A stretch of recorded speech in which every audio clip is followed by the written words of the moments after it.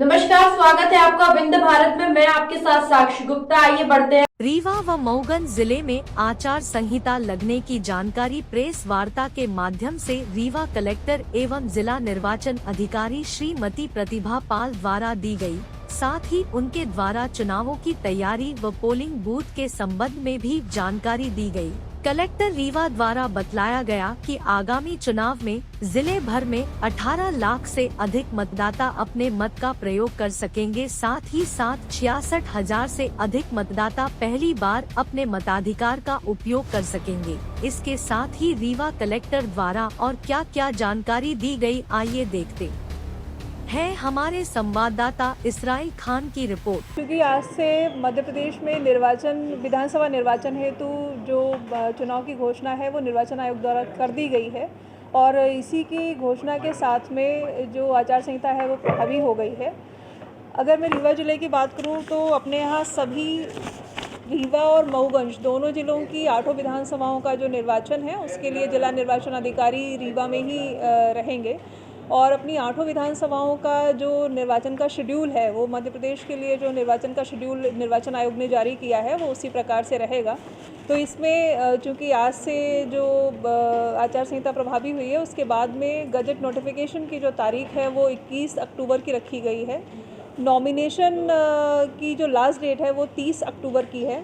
Scrutiny के लिए जो तारीख फाइनल की गई है वो 31 अक्टूबर की है और जो नॉमिनेशन वापस लेने की तारीख है वो 2 नवंबर की रहेगी।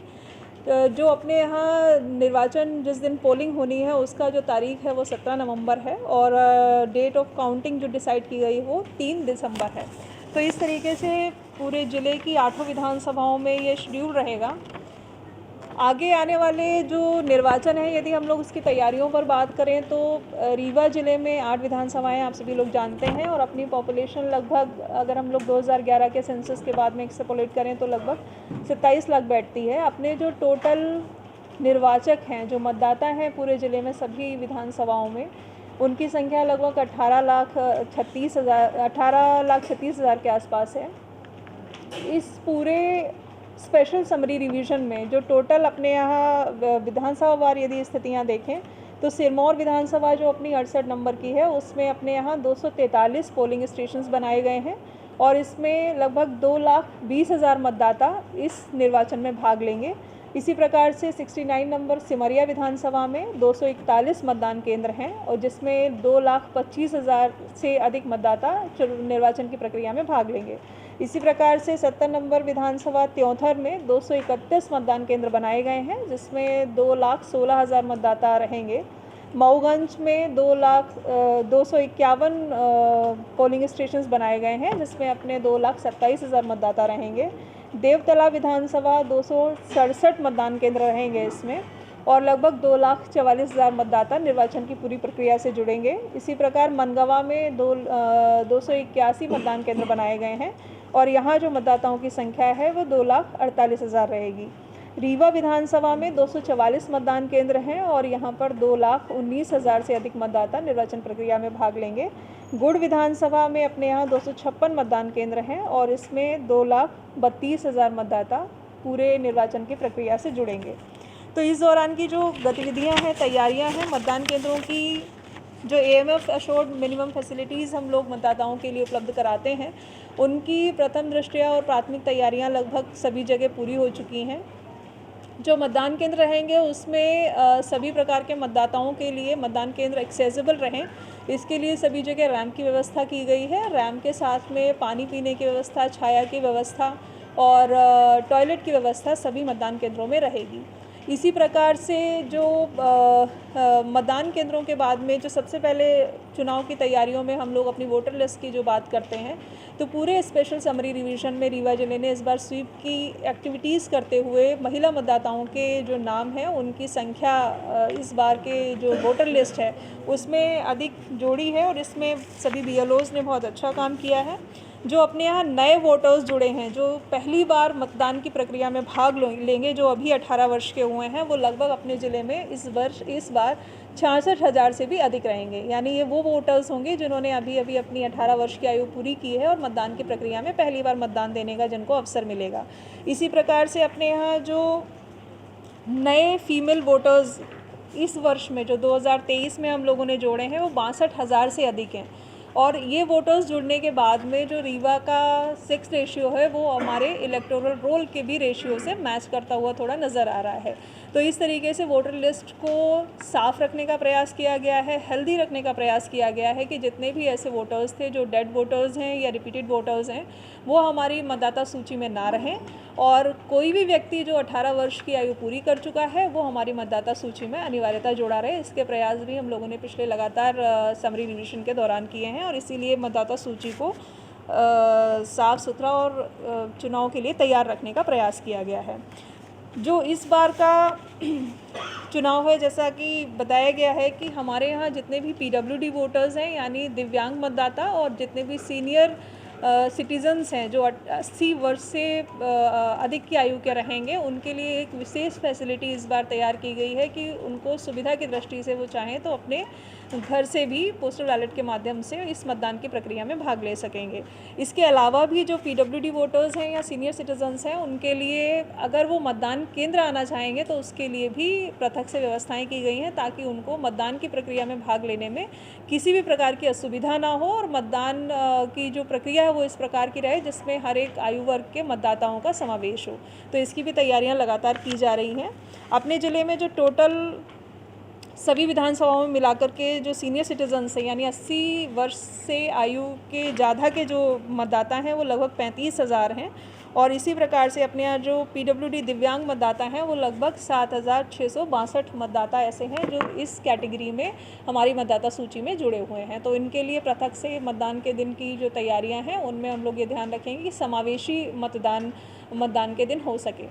क्योंकि आज से आचार संहिता प्रभावी हो गई है तो आचार संहिता में कुछ डूज़ और डोंट्स होते हैं, यानी ऐसे काम कौन से करने के हैं और ऐसे कौन से नहीं करने हैं। इसके संबंध में भी एक 4 बजे आज स्टैंडिंग कमेटी की मीटिंग भी बुलाई गई है जिसमें सभी पॉलिटिकल पार्टीज़ के प्रतिनिधि शामिल होंगे। तो न सिर्फ उनको इस बात का मैसेज कन्वे किया जाएगा कि आचार संहिता में किस प्रकार की गतिविधियाँ उनको करनी हैं, और इसी प्रकार से जो जिला स्तरीय अधिकारी हैं या समस्त जो शासकीय अमला है उनको भी दिशा निर्देश जारी किए गए हैं कि वो किस प्रकार कि कानून एवं व्यवस्था की दृष्टि से 2-3 स्तरीय जो काम जिला प्रशासन और पुलिस ने अब तक किए हैं, जिसमें सबसे इम्पॉर्टेंट ये था कि अपने यहाँ कोई भी पूर्व के वर्षों के यदि इलेक्शन ऑफेंसेस हुए हैं तो उन जगहों को, उन व्यक्तियों को और उन केसेस को हम लोगों ने प्रायोरिटी में लिया हुआ है। और अपने यहाँ जो इलेक्शन ऑफेंसेस थे उनमें से कई सारे केस डिसाइड हुए हैं और उनमें जो अपराधी थे वो उनका कन्विक्शन भी हुआ है, तो उनको सज़ा भी हुई है। इसी प्रकार से जो क्रिटिकल और जो भी मतदान केंद्र रहेंगे अपने वल्नरेबल, उसकी भी सूची हमारे सेक्टर ऑफिसर्स, सेक्टर मजिस्ट्रेट और पुलिस की जो टीम है RO के माध्यम से करेगी। इसके अलावा चुनाव को ध्यान में रखते हुए जो अपने यहाँ प्रिवेंटिव डिटेंशन की कार्रवाइयाँ होनी थी, यानी जो पूर्व से ऐसे लोग जो ऐसा लगता है कि चुनाव के वक्त में कोई ऐसी अशांति फैलाएंगे, उनके खिलाफ हम लोगों ने लगातार लगभग 9,000 से अधिक ऐसे लोग हैं पूरे जिले भर में जिनके खिलाफ 107, 16 और 110 की कार्रवाइयाँ की गई हैं, जिलावदर की कार्रवाइयाँ की गई हैं, रासुका की कार्रवाइयाँ की गई हैं।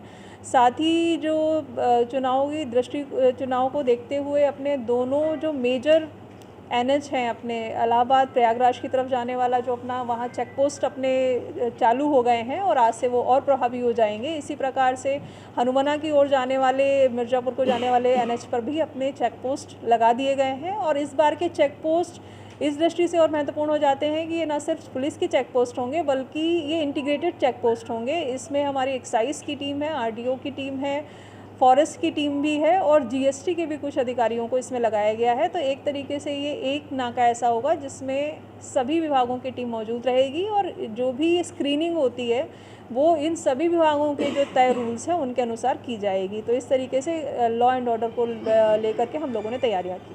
सोशल मीडिया में क्या सकता है? मीडिया के सभी प्लेटफॉर्म्स के लिए एक मीडिया मॉनिटरिंग कमेटी भी बनाई गई है जिसमें एक सोशल मीडिया के एक्सपर्ट को भी रखा गया है।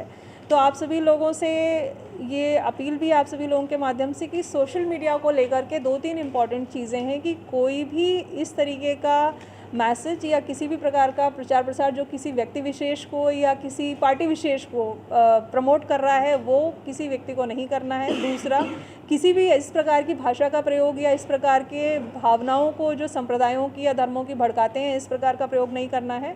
और जो भी मीडिया में चीज़ें आएंगी पॉलिटिकल पार्टीज़ के माध्यम से या आने वाले समय में जो भी प्रत्याशी रहेंगे उनके माध्यम से, तो उसके लिए सर्टिफिकेशन, एक प्री सर्टिफिकेशन लेना होता है, जिसके लिए यहाँ कमेटी बनाई गई है, सिंगल विंडो व्यवस्था बनाई गई है। तो यहाँ से वो सर्टिफिकेशन के बाद ही फर्दर प्रोसीड होंगे। वो नाम निर्देशन करने जब लोग आते हैं राजनीतिक दल के लोग, तो प्राय देखा जाता है कि जो निर्वाचन आयोग के दिशा निर्देश है उनके विपरीत लोग भीड़ लेके आते हैं और बहुत संख्या में लोग आते हैं, पूरे शहर के आवागमन में प्रभाव पड़ता है। इसके लिए क्या करेंगे? देखिए, निर्वाचन की जो नॉमिनेशन लेने की प्रक्रिया है, अपने यहाँ अपने लोगों ने 6 विधानसभाओं का जो नाम निर्देशन का स्थल है वो तैयारी है कि वो यहाँ रहेगा, और 2 विधानसभाएं जो मऊगंज जिले की हैं वो मऊगंज जिले में रहेंगी।